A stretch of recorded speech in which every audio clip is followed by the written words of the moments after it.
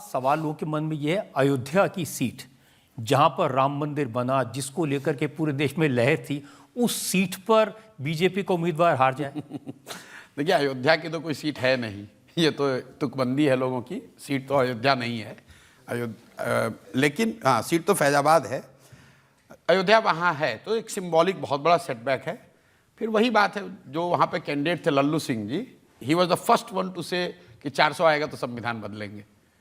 He was one of the first leaders who went public saying कि 400 seat इसलिए चाहिए कि संविधान बदलेंगे। और उनके सामने जो अनुसूचित जाति समाज के साथी लड़ रहे थे सपा से, उसका उनको फायदा हुआ होगा। और दूसरा, जब आप इस तरह के बहुत डेवलपमेंटल चीज़ें बहुत बड़ा चेंज लाते हैं तो समाज का एक तबका उससे अफेक्टेड भी होता है। विनोद मेहता जी जो पत्रकार थे, उनसे मैंने एक बार पूछा कि ये बताइए कि संजय गांधी के ज़माने में जब ये स्लम्स तोड़े जा रहे थे तो उनको फीडबैक नहीं जाता था। तो उन्होंने कहा कि प्रशांत जी, सबसे मज़े की बात यह है कि उनको फीडबैक तो जाता था, लेकिन वो बैठ के ये कहते थे कि भाई मैं तो उनके लिए अच्छा कर रहा हूँ, मैं तो उनको स्लम से हटाकर अच्छी जगह पे घर दे रहा हूँ, फिर वो क्यों आंदोलन कर रहे हैं। तो कई बार ऐसा होता है कि आपने अयोध्या में रोड बनाने के लिए कोई बस्ती उजाड़ी, उनको शिफ्ट कर रहे हैं, अभी वो तो ट्रांजिशनल फेज है, लेकिन जिसका नुकसान हुआ उसको तो कल ही हो गया। मंदिर आप बनाने के चक्कर में अगर 10,000 लोगों को आपने, उनका रोजी रोटी खत्म हो गया या फिर उनका घर डिस्प्लेस हो गए, उन चीज़ों का भी फैक्ट बहुत। क्या ये आपको ठीक लगता है कि अखिलेश यादव ने टिकट बांटने में जातिगत समीकरणों का ध्यान रखा, बहुत चतुराई की? देखिए, जनरल सीटों पर भी SC ST लड़ाए? नहीं, ये तो हमेशा ही करते हैं जो दल हैं, समाजवादी पार्टी, राजद जैसे जो दल हैं, तो जाति के आधार पर ही ज़्यादातर इनकी राजनीति होती है। मैं उत्तर प्रदेश में समाजवादी पार्टी ने कैसे अपनी रणनीति बनाई, किसको टिकट दिया, इसको मैं ज़्यादा जानता नहीं हूँ, लेकिन परिणाम ये बताते हैं कि उनको सफलता मिली है, तो उसके लिए उनको बधाई मिलनी चाहिए। कुछ तो अच्छा जरूर किया होगा तभी इतनी सीट जीत कर आए हैं। क्या चुनाव से पहले केजरीवाल और हेमंत सोरेन को जेल में डालने से भी नुकसान हुआ होगा? मुझे नहीं लगता है इसका नुकसान, मुझे नहीं लगता है, क्योंकि अगर ऐसा होता तो फिर झारखंड में बीजेपी साफ हो गई होती।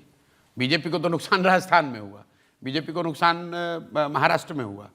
तो अगर हेमंत सोरेन जी को अरेस्ट करने से भाजपा को नुकसान होता तो सबसे बड़ा नुकसान तो बिहार झारखंड में पहले होना चाहिए, राजस्थान में बाद में होना चाहिए।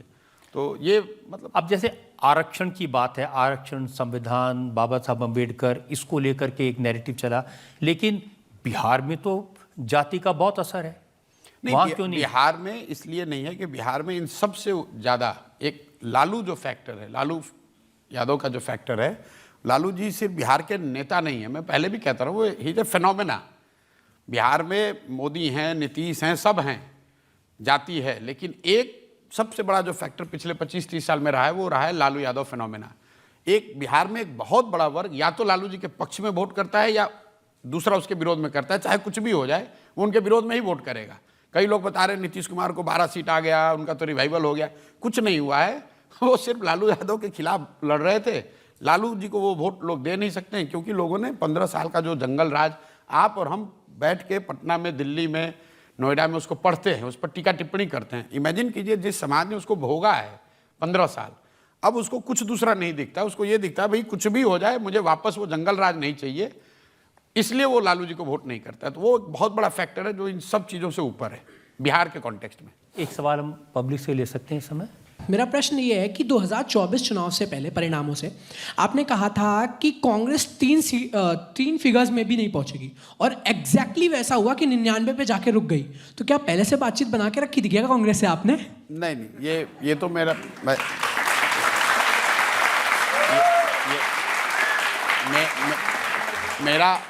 मेरा आकलन कांग्रेस को लेकर जो था, कांग्रेस ने उससे बहुत अच्छा परफॉर्मेंस किया है। मैं ये नहीं कह सकता हूँ कि मैंने कहा था कि 100 नहीं आएगा, मैंने उसको दूसरे तरीके से कहा था कि 100 सीट अगर आएगा तो I would be quite surprised.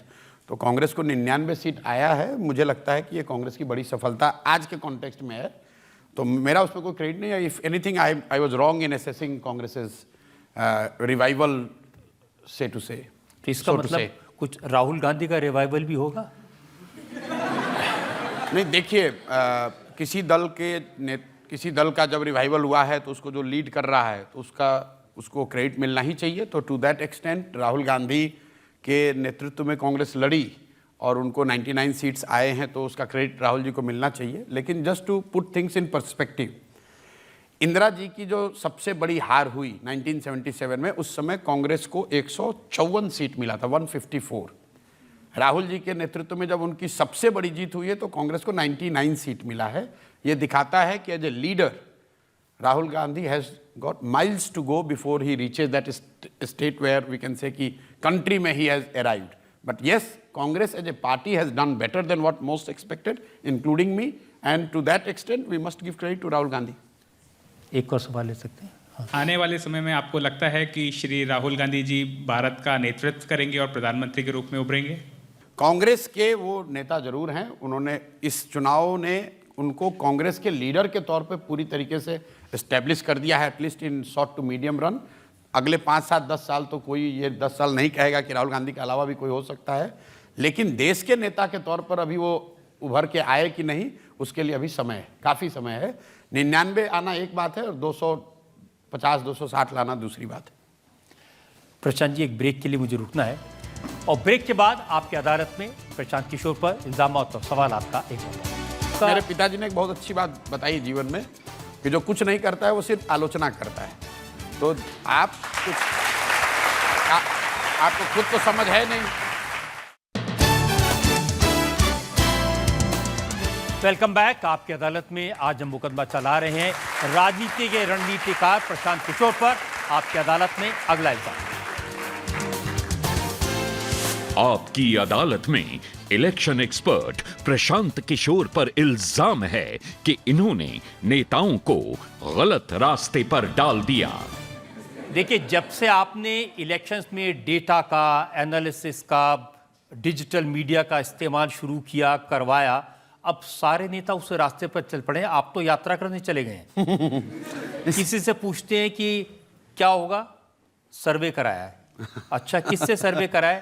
भाई साहब, प्रशांत जी का एक आदमी है, उनके साथ काम कर, सब उस रास्ते पर चल रहे हैं। हैं करीब 20,000 से ज़्यादा बच्चे आज किसी न किसी तौर पे इस डोमेन से जुड़े हुए हैं।